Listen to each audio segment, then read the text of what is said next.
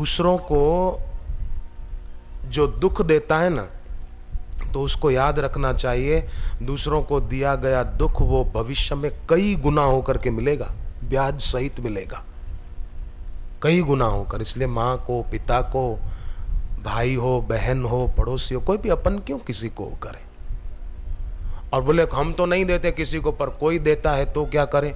कोई देता है तो ठीक है, उसका कर्म वो जाने। प्रहलाद को उसका बाप कितना तंग करता था, पर प्रहलाद अपने जप में लगे रहे तो विनाश किसका हुआ और जय जयकार आज किसकी हो रही है। कौरवों ने पांडवों को तंग किया, उनको जंगल में कष्ट भोगने पड़े, और दुर्योधन महल में आराम भोग रहा था। तो आप बताओ कि कल्याण किसका हुआ, महल में आराम भोगने वाले का कि जंगल में कष्ट भोगने वाले का। जिसने आराम भोगा दुर्योधन ने, उसको क्या मिला, और जिन पांडवों ने कष्ट भोगे उनको क्या मिला, ये सोचो जरा। तो अभी अगर कोई आपको दुख दे रहा है तो आप चिंता मत करना, आप अपनी साधना मत छोड़ना। देखना देर सवेर कुदरत अपने आप उसको सब दे देगी जो उसको प्रसाद देना चाहिए। गीता जी के दूसरे अध्याय के 40वें श्लोक में एक बात आती है, नेहा विक्रम नाशोस्ति प्रत्यवायो न विद्यते स्वल्पमप्यस्य धर्मस्य त्रायते महतो भयात्। मतलब इसका अर्थ ये होता है, भगवान कह रहे हैं समता रूपी धर्म का थोड़ा सा भी पालन करो। मतलब कोई विपरीत परिस्थिति आई, कोई आपका विरोध करे, कोई आपका अपमान कर दे, तो इस विपरीत परिस्थिति में समता रूपी धर्म का थोड़ा सा भी पालन करें तो भगवान कहते हैं महान भयों से रक्षा हो जाएगी। अब पूज्य बापू जी की जीवनी पढ़ते हैं, श्री आशा रामायण, उसमें बात आती है ना, बापू जी के जीवन में कितना दुख आया। 10 साल की आयु में पहले तो दुख आया, 47 में देश विभाजन, पाक में छोड़ा भू पशु और धन, सब छूट गया। भारत अहमदाबाद में आए, मणिनगर में शिक्षा, वहां से सब संपत्ति छोड़कर भारत आ गए, अहमदाबाद मणिनगर में। और फिर वहां 10 साल की आयु हुई तो पिता गुजर गए। सिर से हटी पिता की छाया, तब माया ने जाल फैलाया, बड़े भाई का हुआ दुशासन, व्यर्थ हुए माँ के आश्वासन, छूटा वैभव स्कूली शिक्षा, शुरू हो गई अग्नि परीक्षा।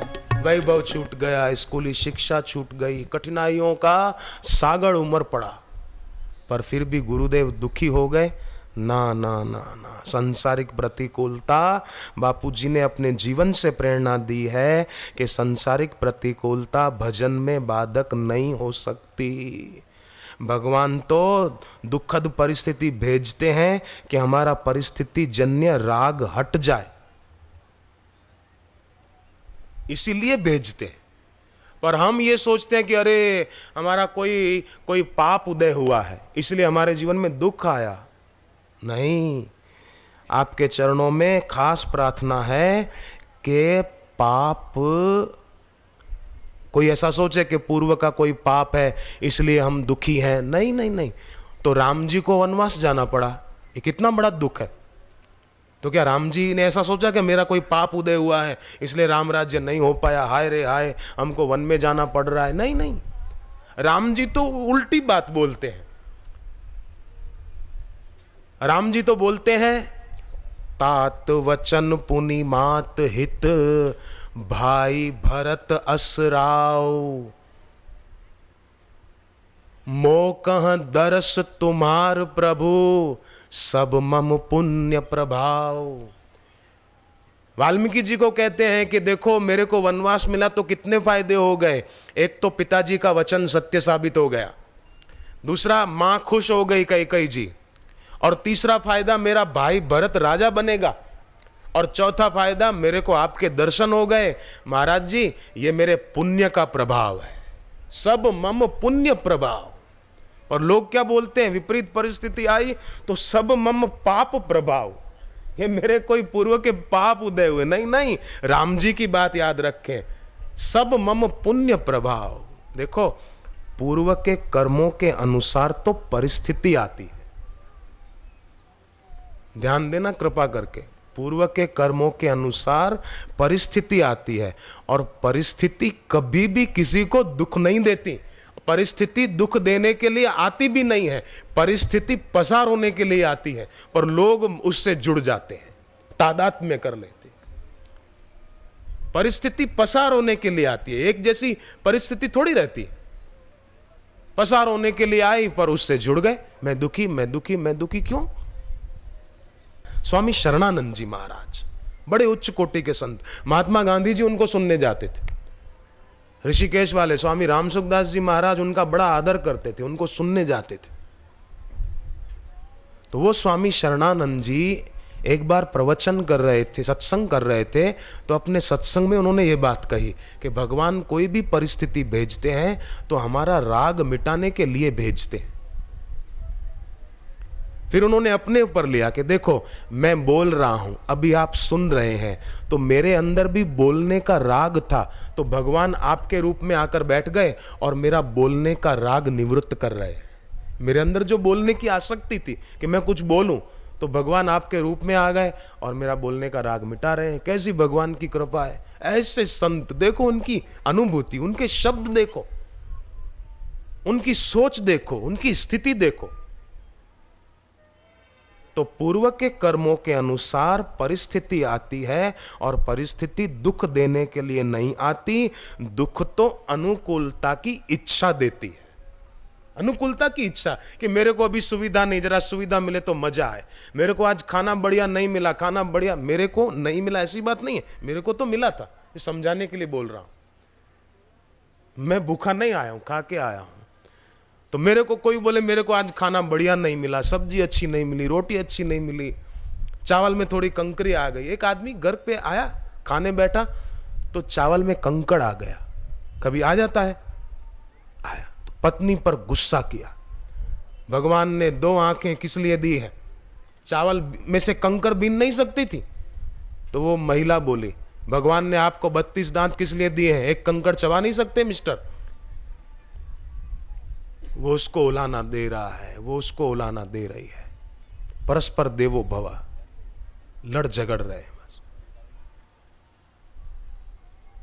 दोनों में आए दिन झगड़ा होता था। एक दिन तो पति बोला, हे भगवान, अगर मेरी सुनता हो तो मुझे इस दुनिया से उठा ले, अब मैं थक गया हूं इस दुनिया में।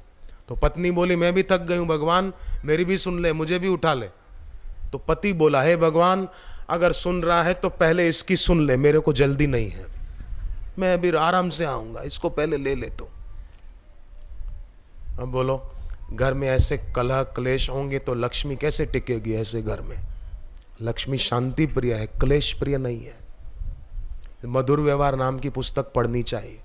मुझे कानपुर के एक डॉक्टर ने बताया, उन दोनों में पति पत्नी में झगड़ा बहुत होता, डॉक्टर और उनकी पत्नी में, पर जब से दीक्षा ली और मंत्र जप करने लगे हैं, तब से उनके घर के क्लेश मिट गए दीक्षा के बाद।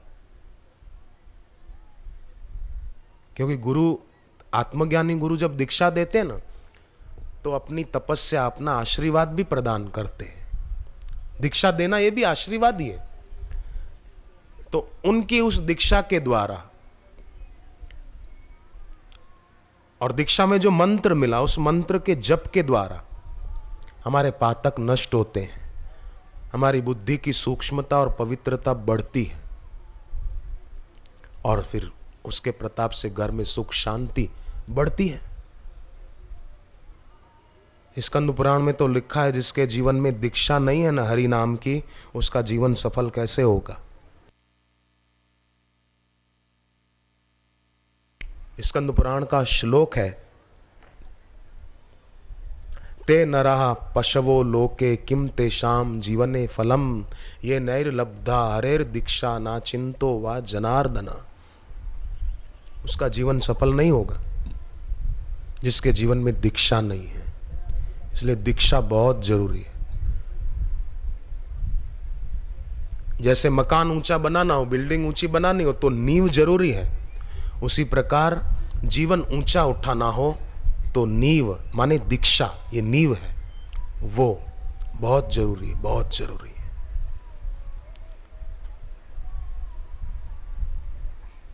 एक आदमी के ऊपर कोई आरोप लगा, वो फाइल तैयार करा के वकील के पास पहुंचा कि आप मेरी तरफ से केस लड़िए। तो फाइल लेकर गया तो वकील ने अपने नौकर को कहा मेरा पढ़ने वाला चश्मा लाना। नौकर गया, ये आदमी जो देहात से आया था ये सोचने लगा कि पढ़ने वाला चश्मा, इसका मतलब चश्मा लगाने से आदमी पढ़ भी सकता है। ये बेचारा पढ़ा लिखा नहीं था, तो वकील को पूछने लगा कि साहब ये जो आपने पढ़ने वाला चश्मा लगा ये कहाँ से मिलेगा? तो वकील ने बता दिया दुकान का एड्रेस कि अमुक जगह मिलेगा, जा। वकील से बातचीत करके वो उस दुकान पर गया, दुकान वाले को बोला मेरे को भी एक पढ़ने वाला चश्मा दे दो। देहात का था बेचारा, बोले पढ़ने वाला चश्मा दे दो। तो दुकानदार ने सोचा कि अब इसका नंबर तो मेरे को पता नहीं है, तो अलग अलग नंबर के जो चश्मे थे तैयार, वो बारी बारी से लगाने लगा उसकी आंखों पर। अब देखो ये पढ़ने में आ रहा है बोर्ड पर सामने? बोले नहीं आ रहा। दुकानदार ने सोचा इसका नंबर कुछ और होगा, ये दूसरे नंबर का लगा। अब देखो अब पढ़ने में आ रहा है, बोले नहीं अब भी नहीं आ रहा। तीसरा, चौथा, पांचवा, कितने चश्मे अलग अलग, -1, -2, +2, ये अलग अलग जो नंबर होते हैं, बार बार चश्मा बदल के दिखाए, अब पढ़ने में आ रहा है, वो नहीं आ रहा। आखिर उस चश्मे वाले ने उसको थक कर कहा कि तुमको पढ़ना आता भी है कि नहीं? बोले पढ़ना नहीं आता, इसलिए तो कह रहा हूं पढ़ने वाला चश्मा दो जिससे मैं पढ़ सकूं। अरे बोले तूने पढ़ाई नहीं की तो चश्मा लगाने से पढ़ना कैसे आ जाएगा? ऐसे ही अपने जीवन काल में गुरु मंत्र का जप नहीं किया, दीक्षा नहीं ली, साधना सेवा नहीं की, तो अंत काल में उसके मुंह से राम राम निकल जाएगा, इस बात में कोई दम नहीं है। अंत काल में तो फिर अभ्यास सिद्ध भाव का उदय होगा। फिर सारी जिंदगी जो हाय हाय की ना, तो मरते समय भी वही करेगा।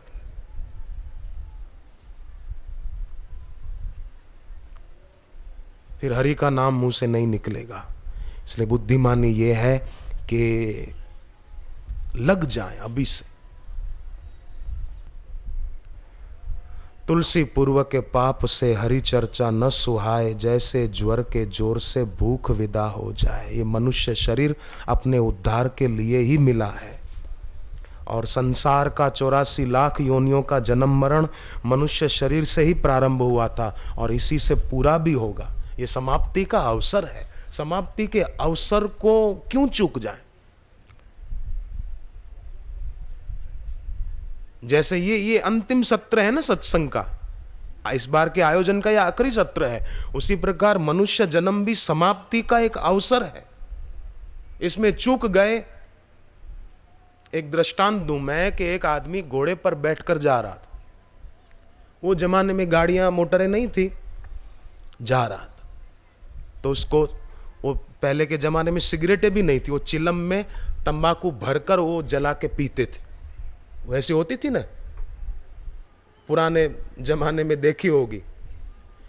तो उसने चिलम में तंबाकू डाला, जलाने लगा, पर हवा आ रही थी सामने से तो जले ही नहीं।